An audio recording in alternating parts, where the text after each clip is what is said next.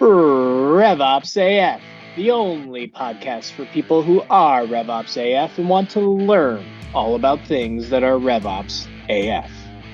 Our goal is to give the revenue operations community, that includes marketing, sales, and CS, for any of you not paying attention, the skills needed to accelerate their careers. Hello, everybody. I'm Matt Volm, CEO and founder of RevOps Co-op, and we are here for another episode of our RevOpsAF podcast, where we are with Jeff Serlin, who is the Chief Revenue Operations Officer at Revcast.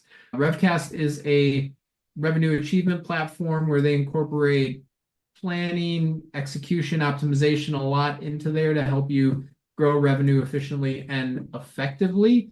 And yes, you did hear me correctly. His title is Chief Revenue Operations Officer. So we'll have him tell us more about that and specifically maybe why he accepted that role and that title. And then Jeff, also add anything to the professional introduction on Revcast there, because the topic of today that we're going to be really hitting on is this whole notion of how you can get this kind of flywheel running between planning and execution. So tell us more about you and Revcast before we dive in. Yeah, great. Thank you, Matt. Glad to be here to discuss this topic, which is very timely right now as we're getting into planning season at most companies. I've been doing, forget what we were called throughout all of these years, RevOps, Sales Ops, even before it was called Sales Ops. I was doing a lot of this function for almost 20 years now at 7 companies prior to when I was at Revcast. So I've been through this whole cycle of planning and then having to execute the plan and constantly optimize throughout the year at all of these various companies. And there were many frustrations, and many of these frustrations still exist out there. And hence the idea of what we do at Revcast was born, to solve some of the challenges and problems that I've seen. One is the planning function itself, of getting to a better plan, validating assumptions, going through all the what if and scenario planning, aligning the company. But then plans are often shelved and they're wrong on day one. You thought you were going to start with 50 sales reps, but you only have 45. So what do? You've constantly got to understand how you're performing relative to that base plan. You've got to constantly make adjustments. Many of them are short of full planning, but they're adjustments nonetheless, and make the right decisions. For example, why add 5 mid-market reps next quarter? Because the plan says you should. If mid-market is underperforming, maybe enterprise is overperforming, so you want to move 2 or 3 of those heads to enterprise and pin the other 2 until you start to see those signals to when you should hire those mid-market reps again.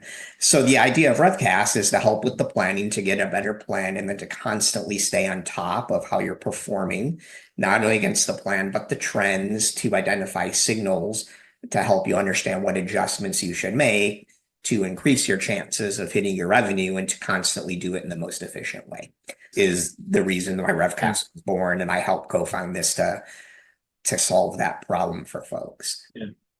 You sell yourself short a little bit there. You've led revenue operations at companies like Pendo and Intercom, and so you've seen a lot of the challenges, I'll say, around planning and execution and how to do that best. And I'm sure that's shaped a lot of where you're at today with Revcast. It has, and thank you for that. I think a lot of us are in operations because we're not necessarily the front men, and we don't necessarily beat our chests and talk about that. We need to do a better job, I think, overall of marketing ourselves. But early in my career, I was at companies that were enterprise only, like $1 million average deal sizes. And then I went to Marketo, which was small, high velocity, mid-market, and enterprise. It was all sales-led motions. And then I spent time at Intercom, which half of the business, more than half in terms of count, was full self-service. Then we also had a sales assist motion and a sales-led motion. And then Pendo was all sales-led, but also across all those motions. I got great experience of understanding the differences and the variances, which we can certainly talk about why planning is hard, because they all have to be planned independently and they all have to be measured independently because they're so different. But yes, through all of those years, when I sat back and thought about some of the most challenging things, not only for our role in RevOps, but for the company performing well and making the right decisions, that, this is what we're trying to build and solve. Maybe I'll address the second part, the CRO title. Look, if we're being elevated into this role, If we're being asked to do operations across all the go-to-market functions, should we be layered under anybody other than the COO or CEO or a president or COO that has, say, go-to-market responsibility? And if we're supposed to be going in and being that honest broker, which isn't just what do you want me to do, head of sales or head of marketing or head of customer success, we have to be able to go in and call it as we see it, tell these leaders no, help guide them to the right things to do, help optimize all of that supply chain as opposed to the individual parts. We have to mediate between the folks, whether it's the CFO that wants to raise quotas or the CRO that wants to leave them where they are to build that winning culture. Why don't we get to have these elevated titles like they all have? When I started, there were no CROs. There were just SVPs and heads of sales. There were no CMOs. There were SVPs of marketing, and there were no VPs of demand gen. There was no chief customer officer. You even have chief people officers now. I think we're as innovative and as important as any one of these other roles. And if a company is really taking what we bring seriously and wants us to do our best work, I think we need to have that elevated sort of position and accountability and authority and empowerment within an organization to do our best work. So hopefully this is a trend that we continue to see it going forward. Yeah, no, I agree. And it makes sense if you think about especially revenue as a metric, a line item on a P&L. It is probably the most important metric that you'll find any company, right? That's the way they describe themselves, right? I'm $1 million company. I'm $1 billion company, referring to themselves in terms of how much revenue they're generating. So yeah, like why would you not have a dedicated, call it chief for that on the ops side? Yeah, totally. So I guess knowing that you've been through this isn't your first rodeo on the planning side. Let's start with just generally planning. So one, I'm curious, like why is planning important for any and every company to do in terms of, again, revenue planning and forecasting, putting some sort of operating model together? And then what are just the main, like most important best practices that everyone should be thinking about when it comes to planning? So like how should they be looking at things monthly, quarterly, annually, every 6 months? And like, what are some of the main components that you need to make sure are in your plan to be successful? I could probably talk for an hour on that, so feel free to cut me off and to dig in or move me on. Planning is setting up your next fiscal year. It's identifying where you want to get to, the strategies and the tactics and the change that you're going to put into your organization in order to get there. It's defining where you're going to invest, and it's defining the expectations of how you're going to perform. And I think the biggest mistake that people make in planning is they jump right into a spreadsheet, right? They jump into a spreadsheet, they start building models of people and quotas and expectations for average selling price. They might be told by a head of sales or someone in finance that our ramps for enterprise reps needs to be 6 months. And they turn it away from that goal of hitting their revenue targets or their growth targets, which are typically being directed to by the board of directors, and their efficiency targets. It's not just growth at all costs anymore. And they start working with numbers and they just make the numbers work. And going to your second part of your question, best practices, do not start with a spreadsheet. Start with how much do we want to grow by? What sort of efficiency, productivity metrics do we want to look at? And what are the things that we're going to do to get there? And those things may be, we want to really commit to moving up market. We want to build a partner/channel team. We've been doing well in Europe and we want to expand Europe and its contribution to overall revenue. We don't have an ABM program. And since we're going up market, we want to work with our partners in marketing and really put together an ABM program. So you need to start with identifying all of the different growth levers, which is what I typically call them. Some people call them rocks, same thing. Evaluate the benefits you can get from them, evaluate the investments, evaluate the timing, and decide which ones you're going to use in order to get to your plan. The second thing you need to do is analyze all of your performance metrics. If you go in with that 6-month ramp, but it's taking enterprise reps 9 months to ramp, your plan is already wrong as you're creating it. And I'm not talking about what you might put in their comp plan, which might be different for financial reasons. I'm talking about the reality of when you need to hire in order to get that productive street quote and capacity to the point where they're actually delivering against revenue. So you need to really validate these assumptions, these fundamental elements of your plan in order to get them as right as possible. If you are improving them, to understand how you're going to get that improvement. Again, the part that I think people miss when you just start off in a spreadsheet, we want to take it from 9 to 6 months. What are we going to do that? We're going to invest in a senior experienced VP of sales enablement who understands the motions that we want to implement. And we're going to give them some budget to buy tools and work with third parties to really improve onboarding. And we think it's going to deliver this ROI. So you need to know, again, how you're going to adjust these levers and get there. And I think the mistake, again, that people make is starting with the spreadsheet and not starting from the beginning. So what I always tell people, best practices, and I'm very much paraphrasing. One is create a planning calendar. And that planning calendar needs to says when you're going to do everything, what order you're going to do everything, who needs to participate, who needs to approve these plans, your cadences for reviewing them. Because planning isn't just sales, it's everything in go-to-market, but it's also product. If part of your increase in ASP that you're putting in for second half of the year is because you're releasing a new product module, the product team needs to be as accountable to sales to delivering that on time. Marketing needs to be as accountable to generating demand before you're able to sell that or before you want to sell that so that you can actually capture these increasing ASPs. So have a planning calendar, know how you're going to progress through planning. Make sure it's cross-functional.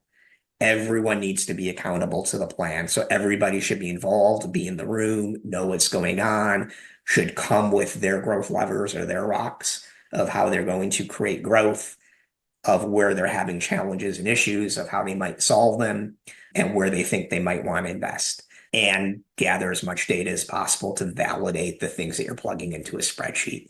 To me, then and only then, you start plugging things into that planning model to understand how you're going to get there. And then the last thing I would say is do some scenarios.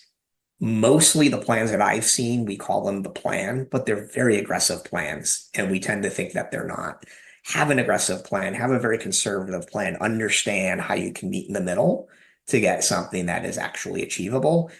And by doing that, you'll also understand that when you see these signals of where we can add some additional investment and the benefits we're going to get out of it, which is okay to do during the fiscal year as well. Making all that investment up front and not seeing the return is one of the worst things that can happen. Yeah. This notion of planning, it's a continuous cycle, right? It's not a one and done sort of thing. Put your calendar together when you need to be doing certain parts of planning, but that planning is not just like a thing you spend a couple of weeks on and then you're done. And the other thing is don't dive into just the spreadsheet right away and approach this as purely a mathematical exercise on how you go from point A to point B, but you need to really look at what are you trying to do and then how are you going to actually execute on that, right? So you want like you said, you want to increase your average sales price. Can you do the math to make that work? Yes. Can you actually execute on things throughout the year to make that work? That's not just going to magically happen, right? So it's like, what are you going to be able to do? And actually think about the execution side. I think that's where things can get missed a lot, right? Like you're like, oh yeah, we're going to hit this number partially by hiring X number of people and they'll start generating dollars in this particular month. And then you kind of work backwards a little bit and you're like, oh geez, I would have had to hire those people like 2 weeks ago. And I haven't even opened recs yet. So yeah, don't forget about the execution part of all of this.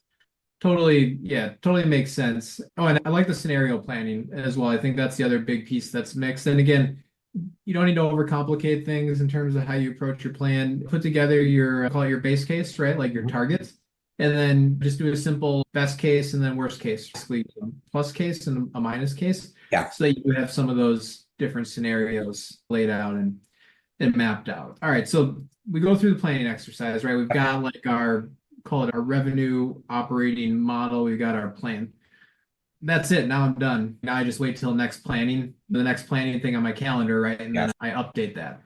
Now that's not how you should approach things. Again, planning is this kind of continuous kind of notion. So why is it so hard? And maybe is there anything you can do up front with planning to help you actually compare how you're operating and how you're executing against your plans so that you can, again, make adjustments, know where you're at, where you're doing better, where you're doing worse? Like, what's the best way for people to approach that? Because it sounds easy to do. I don't know why it sounds easier to do than it actually is. It's actually very hard. So how can people best approach taking what they're actually doing and executing on and comparing that back to the plan? Yeah, that flywheel that you talked about earlier is broken. And I think it's very broken. Too many people look at planning, and we've mentioned this a couple of times, as like a one-time isolated thing. And then you shelf your plan and then you just go. And it's broken for a couple of reasons. One is the things that you plan for are not the things that people are set up to measure ongoing. A lot of planning involves people. A lot of planning involves some of these fundamental assumptions like ramp and other things that you don't necessarily look at. A lot of planning involves where you're seeing and when you're seeing your leads come in. And if you're not set up to track those in a real-time manner, hopefully in some sort of system, then they're just not available. It's a manual effort. And even just tracking when you get to 100, 150, 200 person rep teams, even a 50-person rep team, tracking the people that you have in seat, all of the movements, the ins, the outs, the hired, when they're going to be hired, or when they're going to start, when they're terminated, people on leave, is not an easy task. It takes time. So people tend to ignore a lot of the metrics, especially the drivers of a plan during the fiscal year, because they're not set up to just get them. They only do them at a QBR, and maybe not even comprehensively, which is by definition reactive and looking backwards, or they only go crunch them when there's a problem, which means you're not getting signals into where you may be going in the future, or you're not getting them early enough to where problems might be developing so that you can make some adjustments and make some decisions ahead of time. So what you plan for in the spreadsheet is not what you're set up to measure against. And if you're planning anything, in my opinion, you got to be able to measure it. The second thing that I think is broken, and this goes a little bit into the first, is we're very automated during the execution. We have Salesforce, we have Clarice, we have Tableau, we have other things where we've set up a whole bunch of dashboards. But we tend to focus on the near-term sales execution dashboards. How much revenue have we closed this quarter? What is our ASP? How many big new counts have we gotten in? What's our retention? So we tend to focus on those like shorter term execution things. We almost never look to the next quarter until we get close to the quarter. And we almost never talk about in forecast calls, how's our hiring and how's our attrition? One, if you don't plan for attrition, you've already blown your plan. If you don't talk about attrition, you're not going to ever get on track with enough folks. Yeah, no one wants to talk about it. No one's ever going to leave. All our sellers are going to be successful. We're not going to have to fire any of them. I wish that stuff was true. And you bring up a great point. As you started talking about that, I was thinking about all the plans that I've put together in spreadsheets where, like you said, you get to the end of the quarter, past that, and then you look back at like how you perform typically with new business. Then maybe you start thinking about like the plan that you're putting together for the current quarter, and then you have this kind of oh shit moment because you're like, oh man, we weren't measuring or tracking anything on pipeline generation for deals that we were now going to be closing this quarter, and we did such a shitty job of that over the last quarter, and now we're starting this quarter with more aggressive goals, and somehow we've got to make up for that. So yeah, it's again human nature to be like, I'm not going to talk about that or think about that, and I'm just going to leave it over here, and then I'll just focus on this other stuff. Right? Yeah, you go back to the old thing of let's dig in and inspect deals better and pull some in. Let's have 2 days where all of the reps are doing outbound and trying to generate leads. And those are just band-aids at the end of the day. But going back to what you just said to the first question, part of the planning calendar should be to define the KPIs that you want to measure for next year. and it should be by sales motion. Too many companies look at maybe velocity for enterprise because they've come up from a small business, and you don't necessarily want to look at velocity for enterprise. You want to look at ASPs, right? And penetration of target accounts. So you need to come up with the KPIs by motion, but also the KPIs that tell you if you're having success in the implementation of those things that we talked about earlier. And one of the KPIs could be, we're targeting to hire our new head of enablement with this skill set by March 1st. You should track that as a binary. You achieve it, you didn't achieve it. That person should have laid out his plan for how he wants to evolve onboarding for our upmarket motion by April 1st. Track those two, and those should be tracked just as vigorously as anything you do in a forecast call. Planning, you need to identify those KPIs, and where you can't report them in an easy, real-time, frequent way, you need to, combination of RevOps or others, figure out how to do that and implement that right away, and that will save you a lot of time. But more importantly than saving time, I talked about the signals earlier. It will give you those signals. We're trying to connect that flywheel within Revcast by doing or getting the plan into Revcast and pulling all of the actual performance information we can now always compare. And we're going to give you signals that say, for example, since the beginning of this year, more than 50% of your sales reps have started more than 30 days late.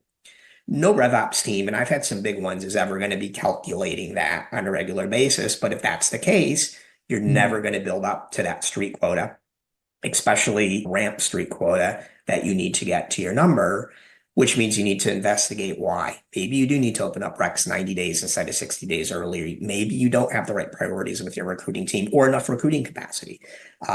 So those are the sort of signals that you can start to get when you get out of having to manually crunch and react to pulling all of these KPIs together and constantly comparing it to a plan. And it all goes back to how you plan, which needs to include how you're going to measure.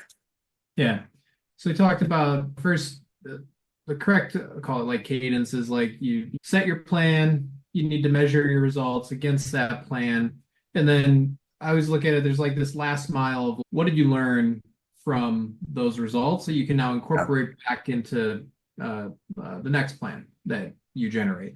Yeah. Right? That's you get this flywheel, but it seems like that's also that last mile is also the hardest part, and it's the part that's forgotten about easily. It's like people they just reset their memories at the beginning of every cycle and completely forget about anything that they learned the last quarter or the last year, and they're just like, all right, blank slate, let's go through this whole thing again. Why is that last mile so hard, or why do you think it's hard? And then what are, maybe it's across this whole notion of planning, execution, and then the insights piece, like what are some of the most common mistakes that you've seen companies make with planning, whether it's related to this last mile part or not? Yeah, and I think in many ways you're talking about how do you constantly optimize, how do you drive improvements where you're underperforming, how do you continue to get the benefits where you're overperforming. I think the last mile is hard because the numbers don't give you the narrative, right? And they don't give you the context. And I think all too often, I've seen this in planning, you throw up the numbers and the numbers work. We already talked, you can make any number work. And everyone convinces themselves that this is going to be awesome. Yeah. But you don't provide the narrative of, we're not ever going to get to 6 months ramp because we never have. And here's the things that I need you to also approve in order for us to get to 6 months. If not, it's 9 months. But then as we get into the year, we do that same sort of thing. We don't dig in to what we see and try to identify the drivers of this. And that takes somebody that isn't just a data jockey. It takes somebody that understands selling and understands GTM motions, can go talk to people and can go figure it out. For example, and this is a simple one that people tend to do, but let's bucket our ASPs and let's try to understand why the ones falling into the higher buckets perform better than the ones that don't. Maybe it's because there's lack of a specific competitor, right? So we probably need to figure out how to do better competitive positioning when we see this person in the deal. Maybe it is a attribute or profile of the reps. Reps that have been here more than 18 months tend to have higher ASP. So what are they doing different, and how can we get the ones that have been here for 6 or 9 months up to the productivity where they are? Maybe it's just the sales manager who's much better at inspecting deals. So how can we take what they're doing in terms of deal inspection and cross-train the other sales managers to figure this out? So you always got to go a level deeper, which is more qualitative, to build that narrative and that understanding, and maybe even test your hypotheses a little bit in order to actually make those changes. Otherwise, you're just looking at numbers and you're walking out of there saying, we should be better, and I think we'll be better. And I think that's the mistake people made. They data-driven is important, but sometimes they get too data-driven and it can't be only data. Yeah. You've got to figure out the story behind it. Yeah, and that's the reason why you need all these things connected, because I think we've all been there, like you said, using your ramp example. It's, hey, our plan assumes we're going to hire some people to help us hit our growth numbers, and those people are going to be fully ramped in 6 months. But then no one ever, and then you go through the exercise of getting through the year, and you're like, oh, okay, none of our new people have ramped anywhere close to 6 months, and that's one of the reasons why we're behind. And then you get to planning for the next time around, and you're like, oh, actually, you know what? We're going to assume a 6-month ramp period because, like you said, we should be better, right? This shouldn't be taking so long. But you never actually tie any of the execution to it, and you learn from the things in your prior planning cycles. So yeah, just make sure to take things a step further. And actually, I think that's the main takeaway, is planning really should be focused more on the how are you going to execute against the plan than what is the plan actually going to be. Because that last piece is just math, right? You said you can make math work any way you want. You can go out and say you're going to grow revenue by 200% over the next year, and that can be your plan, but how are you going to actually achieve that, right? That's where the value of planning really comes. Again, it's getting those growth drivers, it's putting targets against those growth drivers, and it's okay to give a range, a high and a low range. It's giving the timing of when you expect to see the benefits. It's giving a couple bullet points of the milestones you need to meet. It's defining what the KPIs are, and then it's holding everybody accountable to that as much as you do to the weekly forecasts. And again, going right back into this flywheel of what we've been talking about today, if you don't do that in planning, you're going to forget about those and you're going to be distracted by other things. But the other thing, to answer your question too, Matt, is it's getting that story in the narrative, but it's also looking at the interconnectivity of all these KPIs. If you can look at the velocity, the combination of velocity and average selling price. If you can get a 20% increase in average selling price, but it takes you 30 days longer or 40 days longer to sell a deal, would you sign up for that? Maybe not. So those are the things that you also have to go through and understand. And if you decide that, that's what you want to do, you've got to think about how you're going to revise a bit of your methodology and how you're going to revise some of your inspection, because the trade-off to take a little bit longer compared to the uplift in revenue might very much be there. Again, it might not, but you've got to go do the math. And I think very often we look at these in isolation. We look at optimizing every single one of them. And you can never optimize every single one of them. You've got to look at how the combination of them optimize, and trade-offs between those is I think another thing people fail to do. Yeah. And then, like you said, recognize, we talked about having ranges for things you're doing, but having different scenarios as well. Like the other thing is, like, every plan you put together, right? Like I can 100% guarantee that 100% of plans that everyone creates will be wrong from day one, right? No one is going to perform exactly to the plan that you laid out. But again, that's not the point. The point is to put a plan together, execute against that plan, understand why you're not achieving or are achieving certain parts, and then optimize and repeat that cycle every month, every quarter, every day, every week, right? And that's where you get the value. Yeah, and to extend on that, it's okay to make changes throughout the year. I think too many people get committed to the plan, and the plan says, I must do this. So that's what they go do. And a plan is just one path to get to your goals. There's many paths to get there, and constantly evaluate those paths. Not suggesting you change your number, but I'm changing the way that maybe you get there. Maybe one of the techniques, one of those growth levers we talked about isn't actually delivering.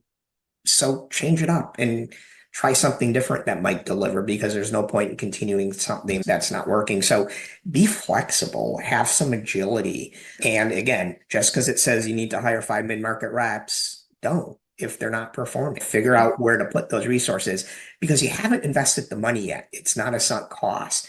And I'm of the opinion that every month you should get together and review all of these things. And you should always make a decision.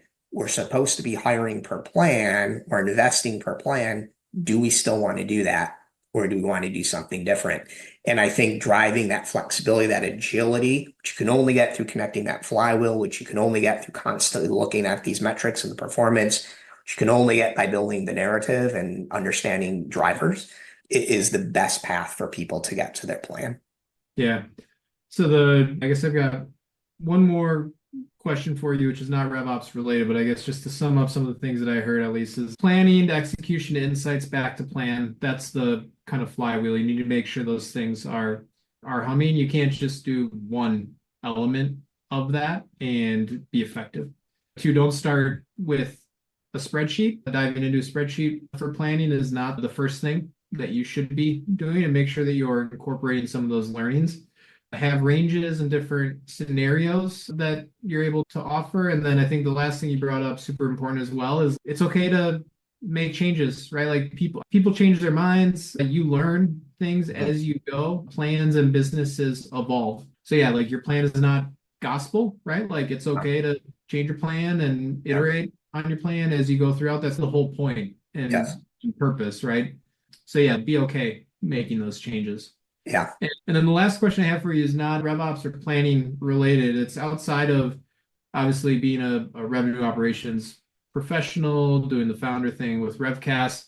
Outside of work, what's one thing that Jeff Serlin is passionate about that we could find you doing or find you interested in outside of revenue operations and company building?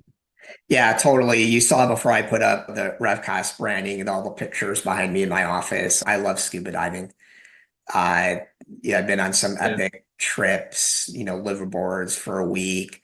I've tried all different types of meditation techniques that everybody needs. And I find that being underwater in the different world and the beauty and the colors and only being in your own head is the most relaxed that I ever am. And every time you jump underwater, you see something you've never seen before that you can't believe is alive. So if I can go on like an epic scuba diving trip once a year, that would just be awesome.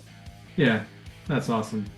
All right, so from CRO to company founder to scuba diving, Jeff is a man of many talents. But Jeff, thank you for dropping some knowledge and participating in this episode. It was good to have you, my friend.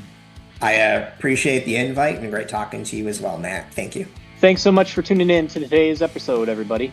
For more great content like this, join our community at RevOpsCoop.com and check out the links provided in the show notes. Keep it RevOpsAF, y'all.